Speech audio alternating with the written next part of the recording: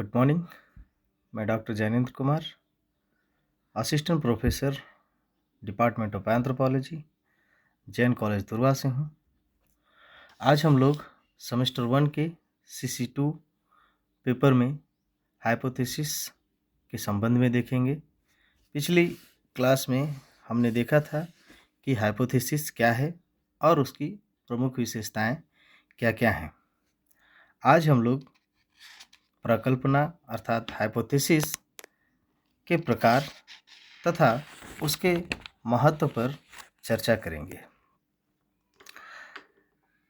सामाजिक यथार्थ की जटिल प्रकृति के कारण उपकल्पनाओं का कोई एक सर्वमान्य वर्गीकरण प्रस्तुत करना अत्यंत कठिन है। समाजशास्त्र में जिन उपकल्पनाओं का प्रयोग किया जाता है उनके कई प्रकार हैं। विद्वानों ने इनको विभिन्न वर्गों में प्रस्तुत किया है। हैज ने इन्हें दो प्रकार से समझाने का प्रयास किया है।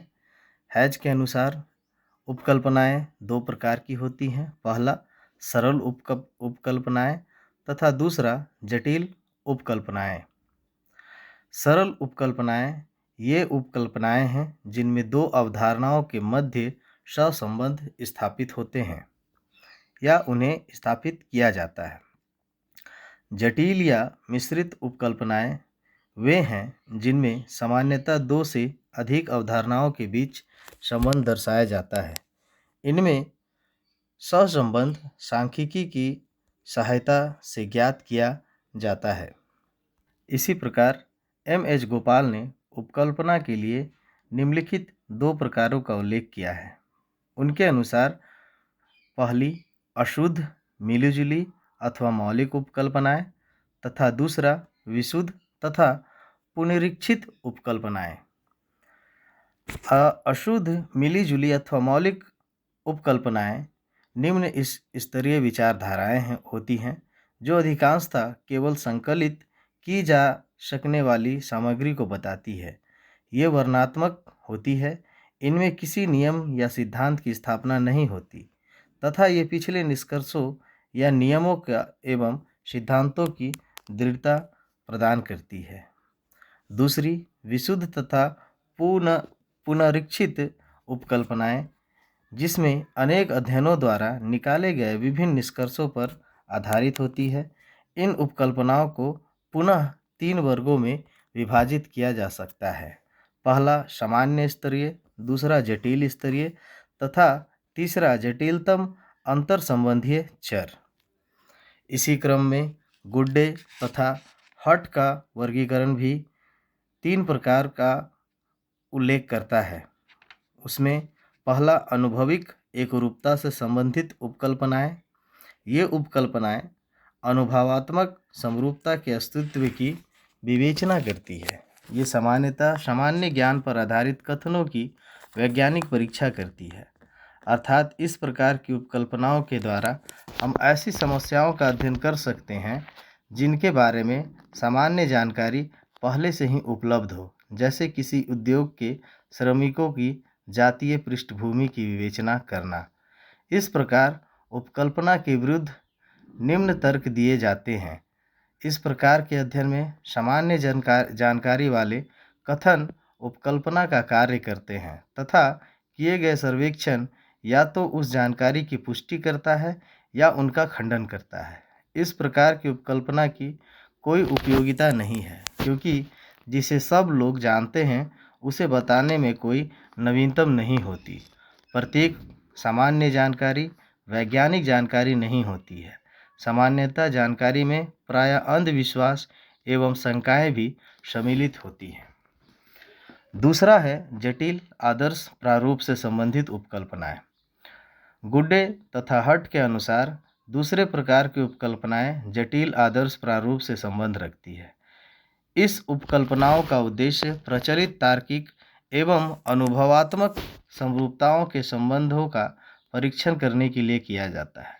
ये उपकल्पनाएं विभिन्न कारकों में तार्किक अंतर संबंध स्थापित करने के उद्देश्य से बनाई जाती है।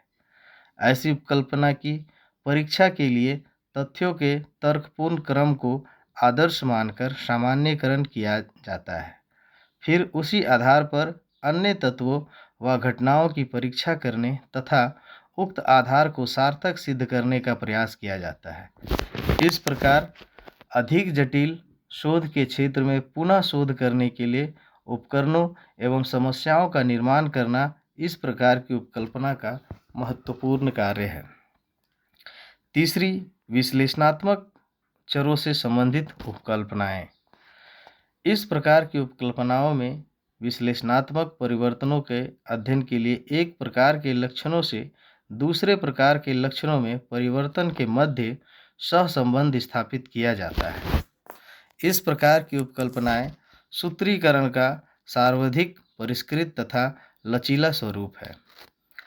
उपकल्पना के इस स्तर पर चरों की संख्या का मात्र सिद्धांत ही सीमित कर सकता है।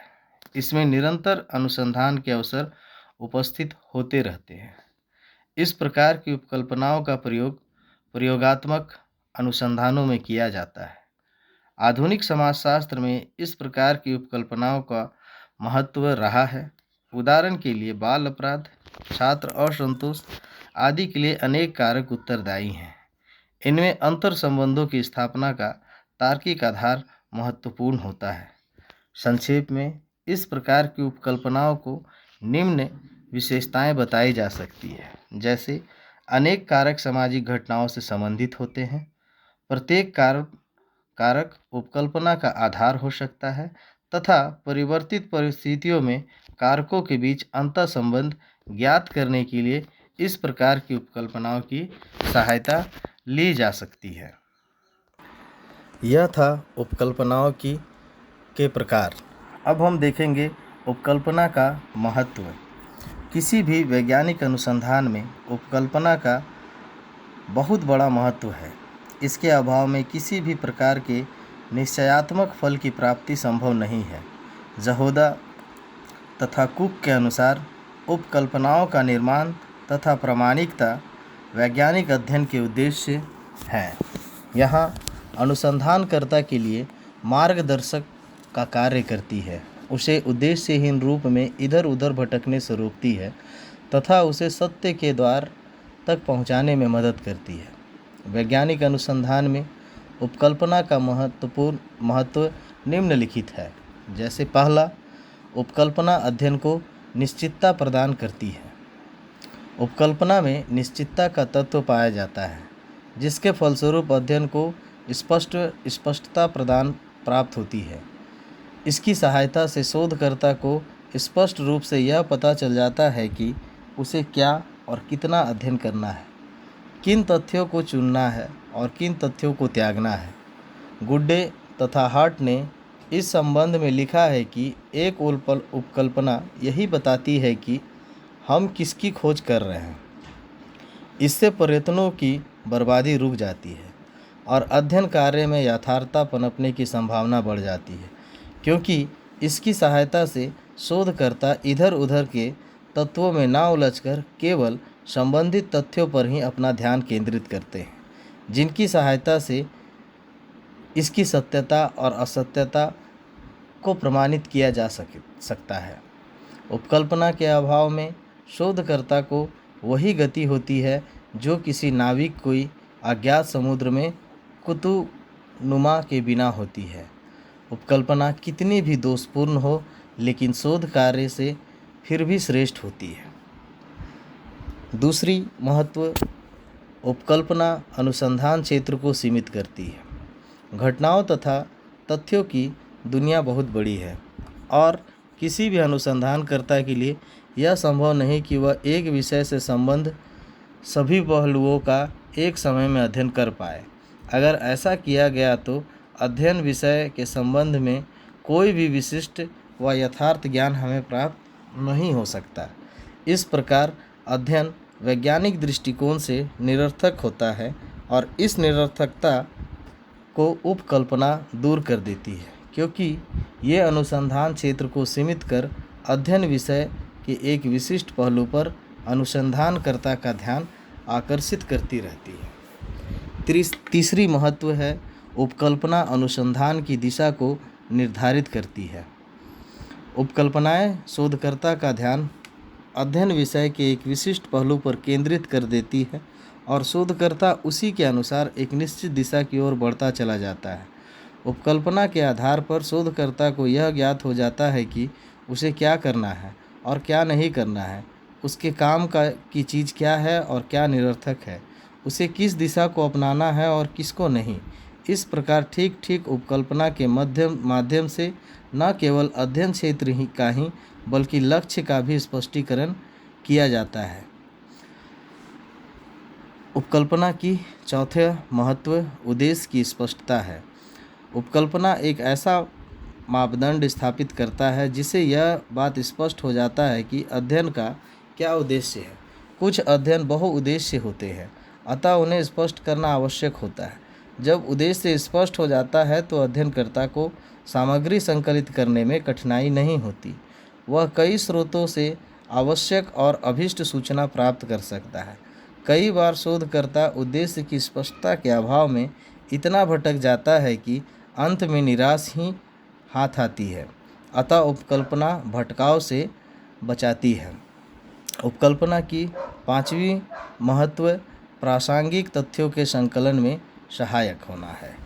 उपकल्पना अनुसंधान के क्षेत्र को न केवल सीमित करती है बल्कि उसकी दिशा निर्धारित करती है। परिणाम स्वरूप हम केवल उन्हीं तथ्यों को एकत्रित करते हैं जो हमारे विषय से संबंधित होती है और जिनकी सहायता से उपकल्पना की सत्यता को प्रमाणित किया जा सकता है।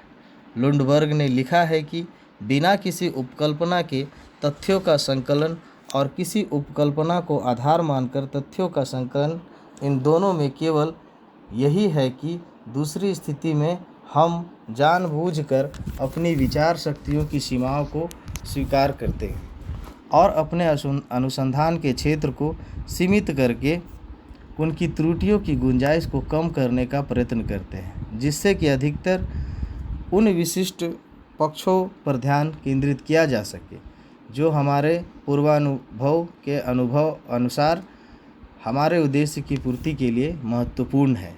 इसी प्रकार श्रीमती यंग ने लिखा है कि उपकल्पना के प्रयोग में उन तथ्यों की अंधी खोज व अंधाधुंध संकलन पर नियंत्रण होता है जो बाद में अध्ययन किए जाने वाली समस्या के लिए बेकार सिद्ध हो। उपकल्पना की छठवीं महत्व यह है कि निष्कर्ष निकालने में यह सहायक होता है।